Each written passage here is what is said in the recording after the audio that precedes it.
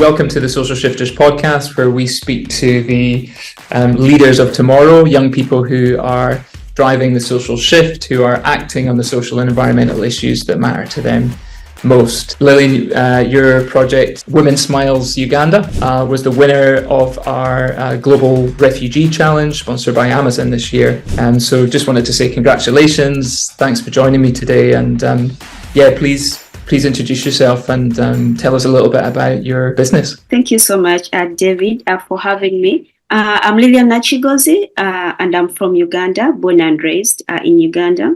And I'm currently the founder and executive director of Women Smiles Uganda. Thanks, Lilian. Can you tell us a little bit about Women Smiles Uganda and what is it that you are doing?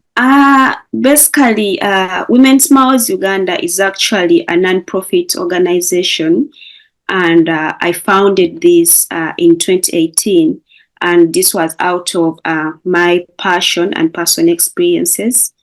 I was born and raised in Uganda, and this was in one of an urban slum called Katanga slum. It's one of the biggest slums in Kampala. So growing up, I should say, life wasn't so easy on us. I grew up with a single mother and my other siblings. So my mother, being a woman and being, a single mother, she didn't really go to school. It's not that she had like a decent job or any form of formal employment. Basically, she was a struggling woman who went on to do like housework for people. So she was really struggling. And, in many African communities, we have these big extended families. So basically we were 9 siblings at a time, but of course we are also living with other cousins, as it is in our African communities. So my mother had to struggle so hard, look for school fees.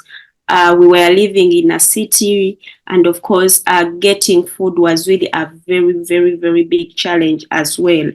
So I saw her struggle, and of course time came when she actually couldn't be able to, pay school fees for all of us, and at the same time put food on table. So there are times where we survived on just one meal a day, and that was corn porridge. And of course, other times we slept on empty stomachs. I remember when I was 8 years, this is when I was left home with my baby sister. She was just 3 years old, so she fell sick. Of course, we had taken days without food as a family, without a proper meals. And in a way, my sister fell sick. So she fell sick, it was just me and her at home. My brothers had gone out to play just like boys are. So she became so ill to the extent that she couldn't open her eyes. She couldn't talk. So I ran to the neighbors to seek for some help. Unfortunately, it was the same situation. Like everyone was going through the same situation, just like my family was going through. So we couldn't really help. So at a young age of 8, seeing my sister struggle for life, seeing my sister starve to death just because, we didn't have money, just because we were living in very poor settlements and we couldn't actually get help from anyone. So I draw all my motivation for forming Women Smiles Uganda out of my personal experiences, because I know what it means to be hungry. I know what it means to sleep on an empty stomach, and I know what it means for someone to actually starve to death, because I've experienced all this, and I experienced this at a very young age. So I do the work I do because I know that it's very important to human beings. It's very important to our communities. And of course, you may ask yourself, what do we really do at Women Smiles Uganda? And which projects are we actually working on? So Women Smiles Uganda, we work with urban underserved communities and displaced communities, because you find that Uganda has a lot of many refugees in Democratic Republic of Congo, refugees from South Sudan, refugees from Somalia. So some of these people have actually settled in some of the marginalized communities in the urban settlements. And of course, they are not allowed to own land, first of all. It's not that they have decent employment opportunities, because still, even the Ugandans are also still struggling to get employment opportunities for themselves. So it's really a very tough situation where you find that 5 out of every 10 people living in these settlements actually go to bed hungry, and most of them cannot afford like three meals a day. So we basically work with those communities, and we are focusing on women. Why women? Is because women are actually the mothers, and they are the ones who are struggling day and night to make sure that they actually feed their children, they actually cater for their families, and be in a position, to improve their livelihoods. So we train them on how to utilize the small spaces, their balcons, their backyards, their walkways, to grow a variety of crops, that is vegetables. You can think of spinach, lettuce. We also actually encourage them to grow foods like potatoes, then fruits like strawberries. So of course, through our training programs, this helps them to build their capacity to be able to utilize those small spaces so that they are in a position to grow a number of crops, so that they are able to improve their household food security. And of course, we also ensure that we link them to ready markets, where we are into partnerships with restaurants, with hotels, with schools, where they are able to also sell the surplus of the agricultural fresh produce for income generation purposes.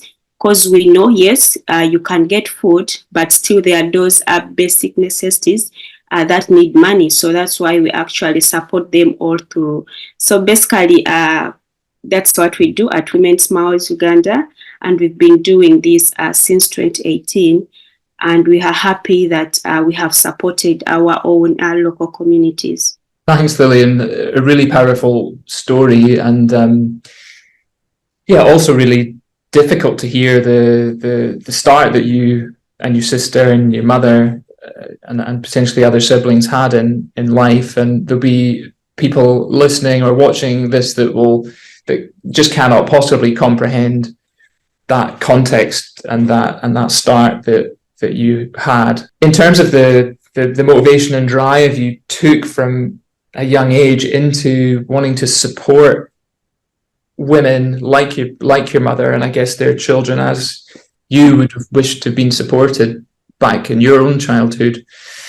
How did you get from that desire to impact those women and these people, particularly in displaced communities like refugee camps? Again, a refugee settlement or a camp is something that the vast majority, I would suggest, of people cannot possibly comprehend. What life in a camp or a settlement for people that have been forcibly displaced, what conditions are like there.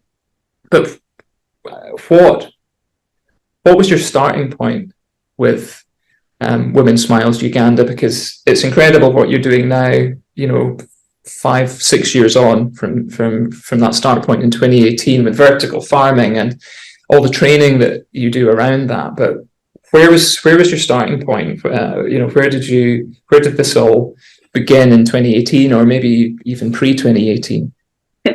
Yeah, thank you so much, David. Actually, my journey, I grew up with this passion, with this inspiration in me that, at one point I could actually do community work.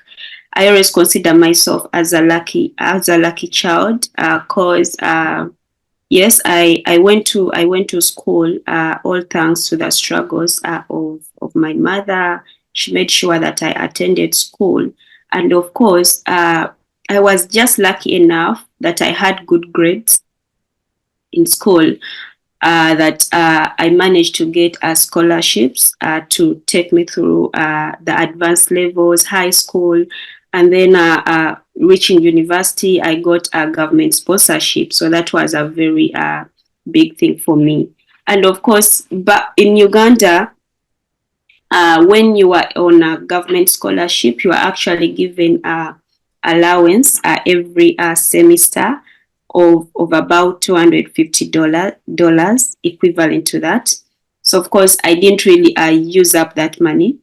I saved because I had this saving culture. So I made sure that for every semester, I made sure that at least I saved $100 of each. And of course, at the end of my 3-year study, because I did a Bachelor's of Business Administration at Makerere University. So when I actually finished school and I graduated in January 2018, I didn't really look for a job because I knew it wasn't going to be easy for me to get a job due to the high unemployment levels in my country. So what I did, I approached one of my friends, and I told him, this is the idea that I have. I need to support my community. We can start as something small, actually something as a project, not really. At that moment, I didn't really think about forming an organization. I just wanted to do a simple project, go out there, support people.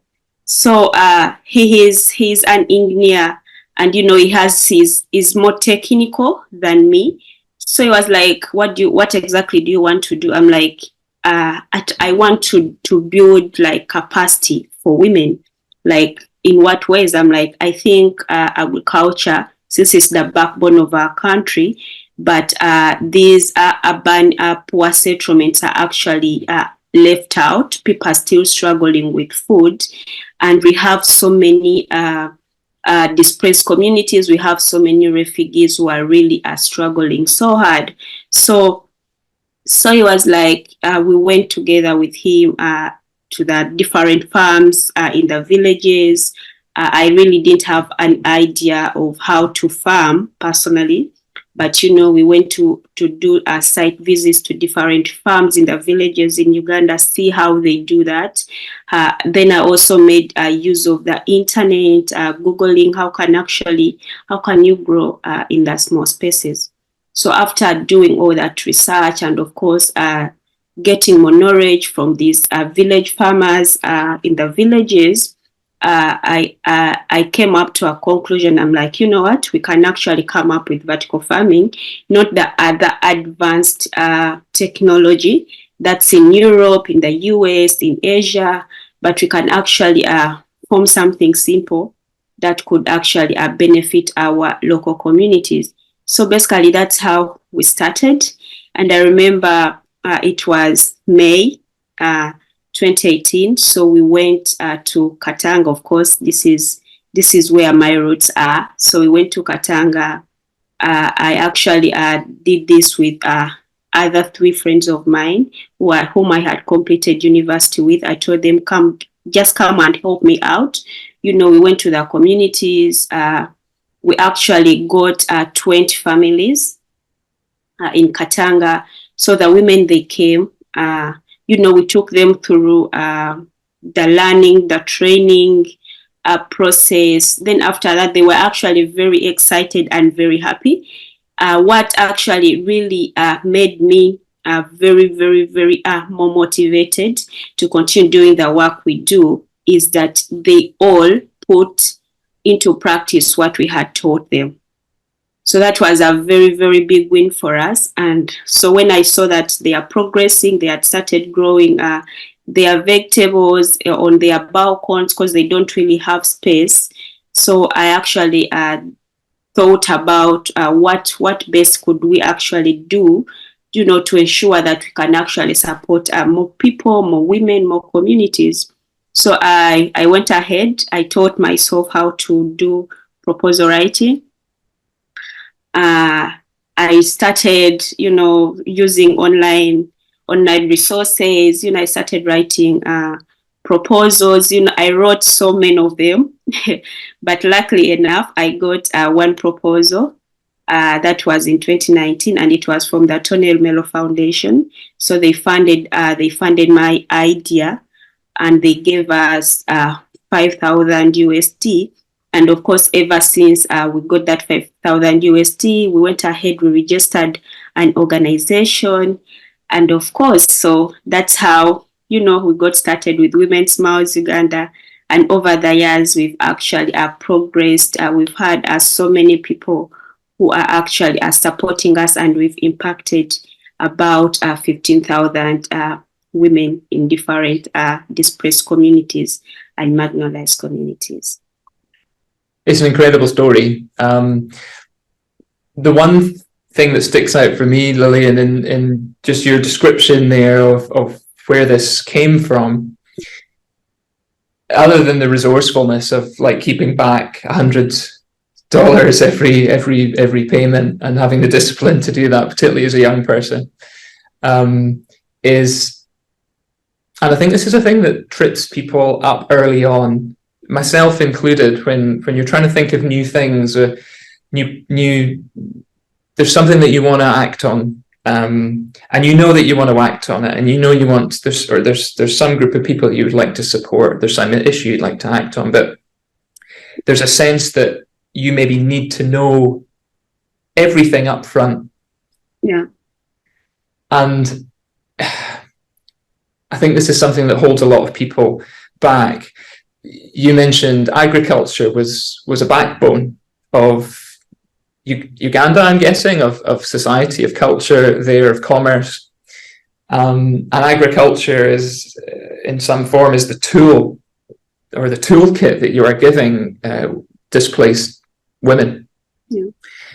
But you yourself had no agriculture in your background. This is something you recognize that this could be a powerful tool or a vehicle for change in these women's lives, but you yourself didn't have that agricultural background, and so you went the way it sounds like and taught yourself about agriculture and about sustainable processes and vertical farming and everything that comes along with that. And I think that's a really important thing to draw out of what you've said, because I hear it time and time again with people and projects like yours, that you start with the impact that you want to have, and everything else you kind of work out along the way. Is that fair to say that? Yeah, sure. So I think that's just a really interesting, something that I heard from what you were saying that was really interesting. So from that point to where you are now, tell us a little bit more about where you are at this point in time with Women Smiles Uganda, and what are you delivering at the moment, and what do you plan to deliver with the grant funding award that you have successfully achieved through the Social Shifters Global Innovation Challenge? Yeah, so at the moment, we actually are holding community training workshops where we bring in different groups of women. These are in groups of 50, groups of 100, groups of 150. So they basically come together. We take them through our training process from training them. Then we also go ahead to actually support them how they can actually set up and manage those vertical farms in their homes. So basically, we take them through all that process and ensure that they are set. We also provide them with agricultural inputs. These are the seeds. Basically, we do encourage our beneficiaries to do organic farming because we believe it's the way to go, and of course to address the climate change challenges. So we take them through that process. We also train them how to make composite manure, which they can actually use on their farms and on their gardens. So, and of course, for over the last 2 years, we also introduced community demonstration gardens. So we have set up 3 of these community demonstration gardens in different areas in Uganda. That is in Kampala, and in Wakiso. And basically what these are currently acting as education centers where people are walking in to learn about sustainable farming practices. We have school-going children who are embracing that. They come in to learn. We have farmers groups also who are actually adapted to that. They come in and learn. And of course, so we've got some people who come from other countries. People reach out there like, we really want to learn about what you people are doing. And of course, they come to our community demo farms. And of course, they see what we are doing. And on those community gardens, we have also established a seedling facility, a very seedling facility, where we actually also are encouraging our women. We have a number of women empowerment groups we work with, so they actually come, they grow, they are fully involved in growing the seeds. So they grow the seeds, they take care of the seedling facility.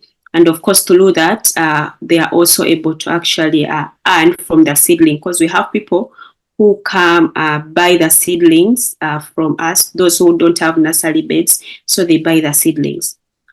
So of course, we've supported a number of communities, and of course, we've so far supported 15,000 people with our solution, and these have all accessed inputs and actually are doing vertical farming. They are able to secure food for their families, and they have also been able to generate incomes, and most of our beneficiaries have reported that they can actually earn up to $300 out of selling the fresh produce, which wasn't the case before. So we are very, very happy with the progress we are doing. And of course, with supporters like you, who embrace, who believe in our mission, who believe in our impact, we are able to do the work.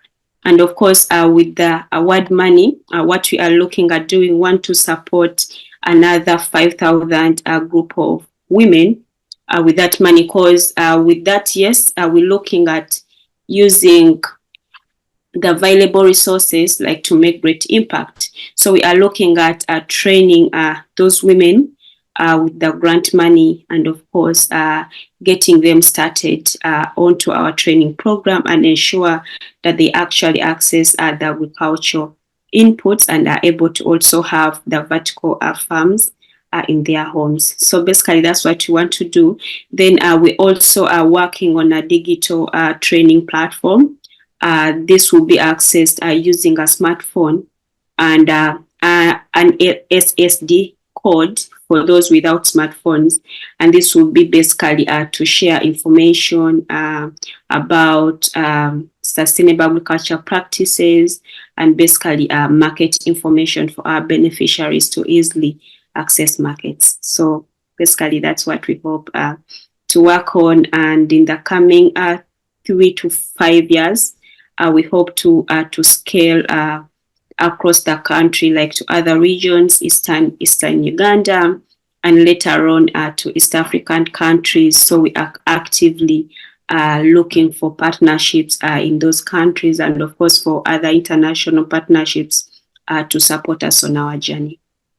Incredible. So you got some ambitious plans, and you're already supporting thousands upon thousands of women. And it's great to hear that you're doing work in schools with children, particularly women and boys and girls. That's kind of school age, with these, what sounds to me like a kind of demonstration garden, almost. Here's how it's done. Come and learn about how it works. And sure, that's a really incredible way for young boys and girls to engage with agriculture and with plants and with growing their own food.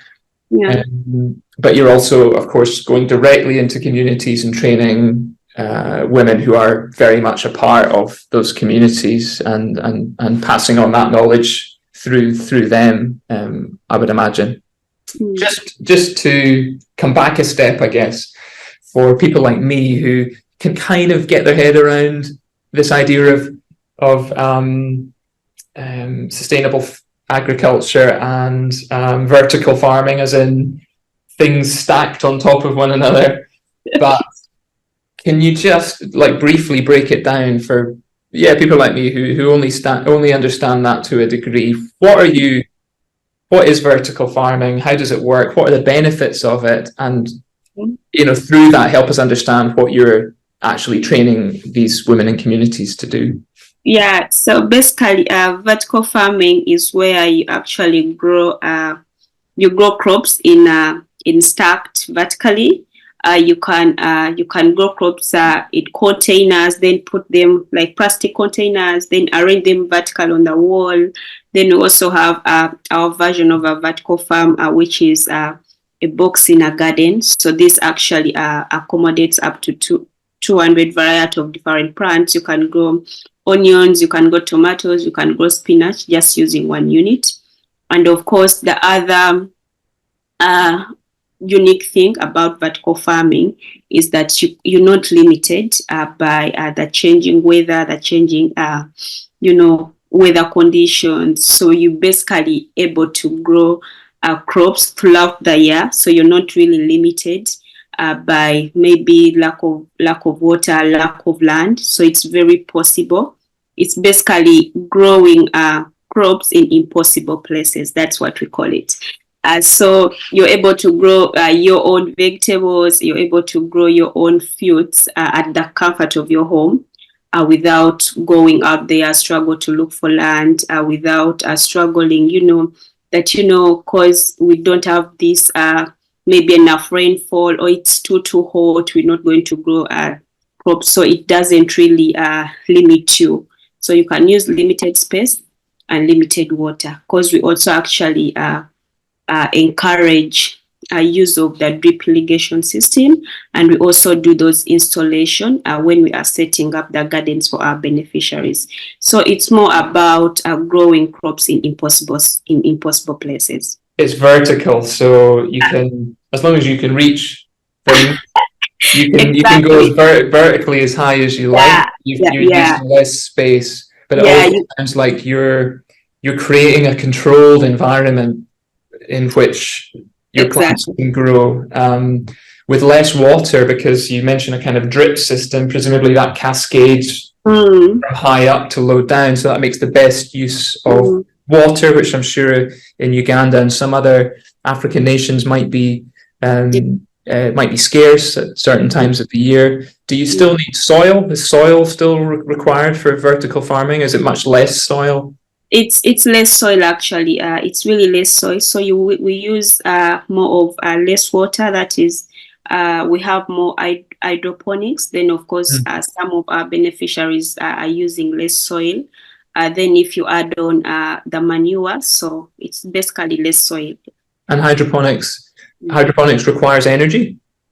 Or our system doesn't, so we don't really want to go into that, because then it really becomes very expensive.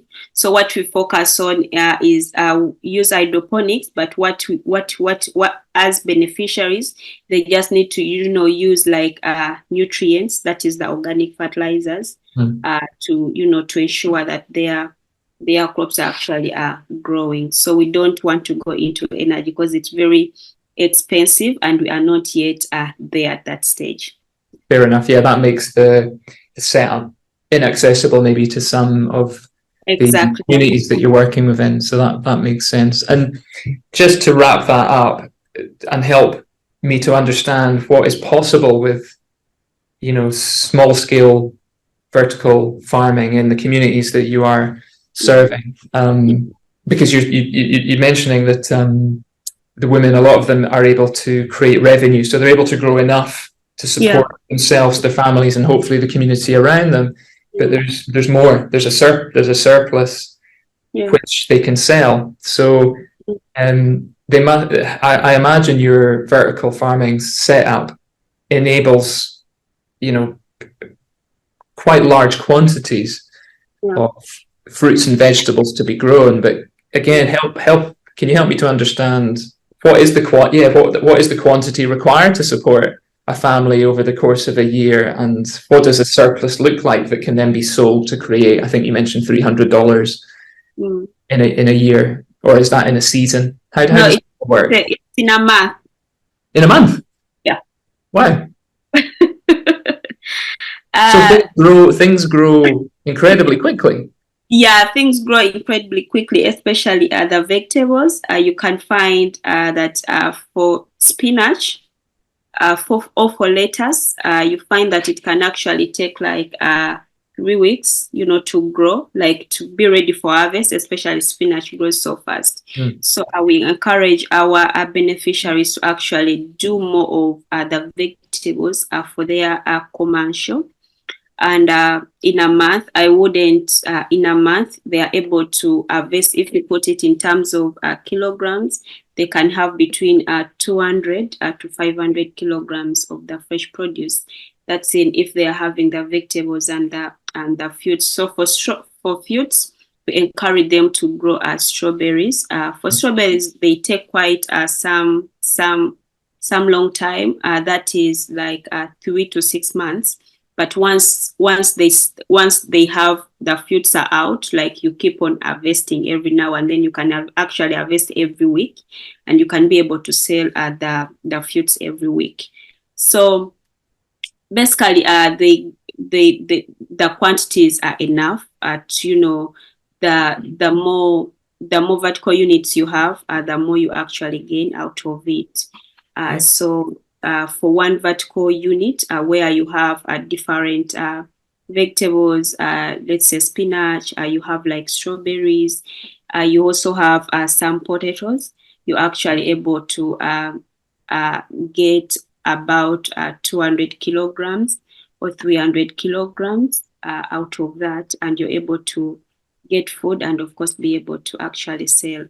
So that's how we actually track that to see that there is food for their families and their households, so being able to get money out of that. Yeah, that's incredible. That you're able to show people how to grow in that kind of volume. So that's quite incredible, and quite well in a lot of ways quite life changing for some of these individuals and communities.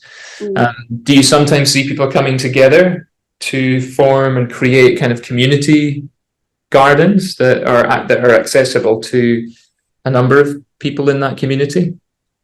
Yeah, we have those community gardens in place.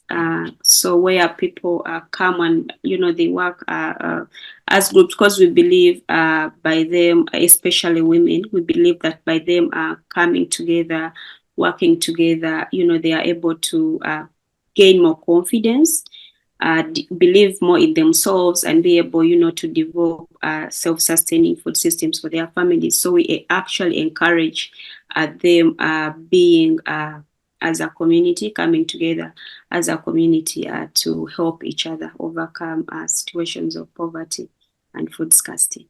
In terms of where you go next, I mean, this is something you'd like to take across Uganda. I would imagine already are. Sounds like you've got plans to scale this through a digital platform, and taking this out to more women and communities, potentially out with Uganda as well. I mean, do you have an end goal for Women Smiles Uganda? Is there where does this journey take you, do you think, in 5 to 10 years? Yeah, we want to reach about 2 million people with our solution to areas where we will scale to other African countries. So we want to reach about 2 million people. Of course, focusing on women, because I'm just passionate about supporting women and supporting young people. Basically, people actually who are not who don't have the privilege and the opportunity out there. So we're looking at reaching that number of people with our solution, with our trainings, and ensure that at least no one has to go to bed hungry, or no one has to die of hunger. No one has to live in extreme poverty, because we believe with sustainable agriculture through vertical farming, it's very possible for actually people to access food, have a nutrition balance, and at the same time have decent income sources. Yeah, absolutely. That's something we didn't get into the detail of, I guess, in your training around, nutrition and Yeah. We foods. also do that.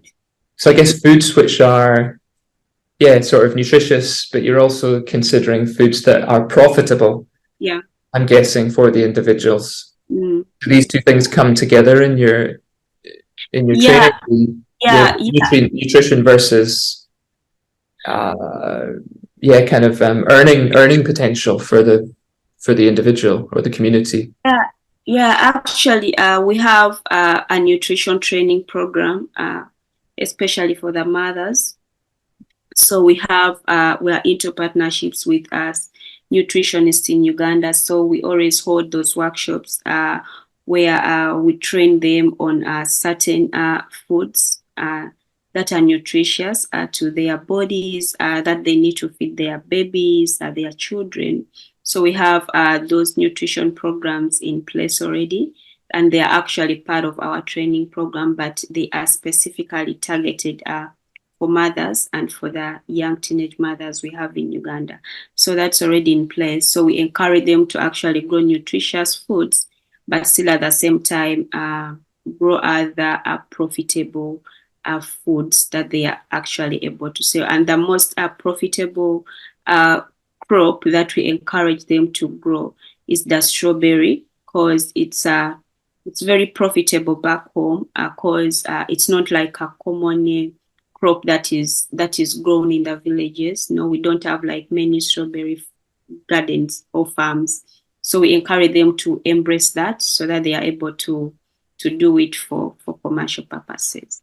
Look, we were so delighted that you came through the Social Shifters Global Innovation Challenge program this year, Lilian, with Women Smiles Uganda, we hope that it was a useful process for you. I wondered if there was anything anything that was particularly helpful for you in this whole process, if it was the pitching, if it was maybe some of the coaching or some of the material that helped you out. Was there anything in particular that was a good support to you in the last few months?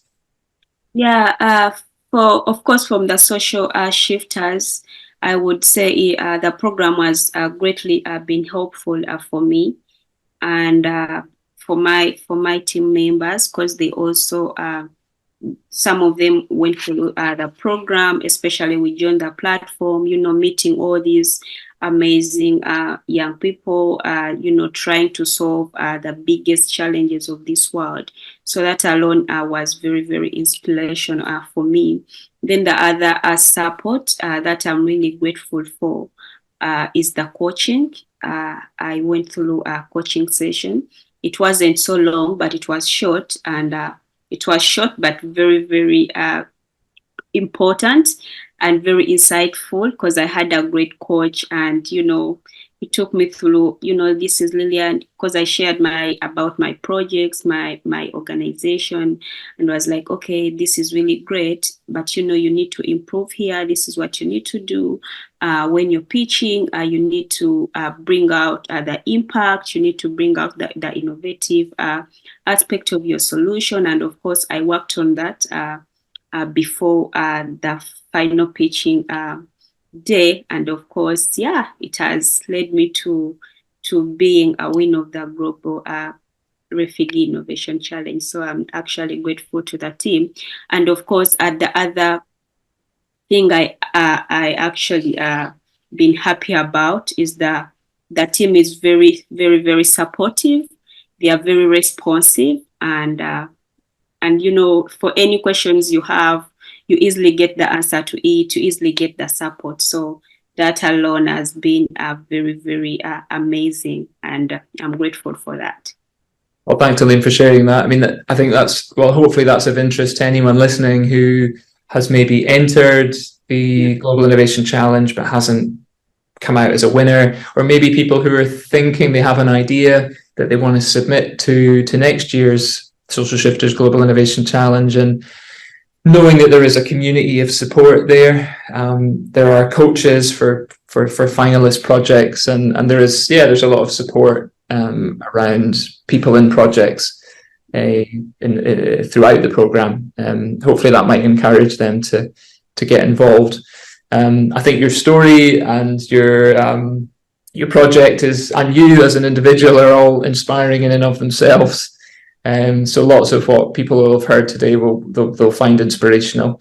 The final piece that is sometimes of interest to people at an earlier stage in the process that haven't quite gone through all of the iterations that you have with Women Smiles Uganda, and achieved the sort of success that you've had to date, is any kind of advice or guidance you might give. And the way I often present this to people is, if you could go back a year, or maybe it's back to 2018, maybe it's back a few years now, and give your former self, your younger self, one single piece of advice. So the time machine is flashing you back just for 45 seconds, maybe a minute at most, and then it's flashing you straight back to the present.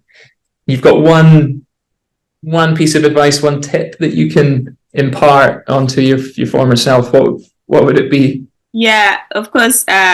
What I would advise to my young self is to embrace failure as an opportunity rather than a setback, and to believe that for every challenge that is encountered on the entrepreneurial journey is actually a chance to help me grow, adapt, and of course ultimately succeed. Very, very good advice. And look, I've heard perseverance, I think, all the way through your story, Lilian, and the ability to embrace failure, as you put it, or to recognize it as something that can ultimately lead you to a different place and to other forms of success. It's clear that you've had that and done that. So thank you for sharing that. Thank you so much for joining me on the Social Shifters podcast. Thanks for just telling your story and sharing some of those insights about why you do what you do. Thank you so much for doing what you do, and for entering the Global Innovation Challenge this year. And huge congratulations from me and from the Social Shifters team for winning our refugee category this year. Thank you so much, David. I appreciate, and thank you once again for having me. If you want to learn more about Social Shifters and how we can help you to impact the social or environmental issues that matter to you most, subscribe to our YouTube channel or find us on Instagram and Spotify.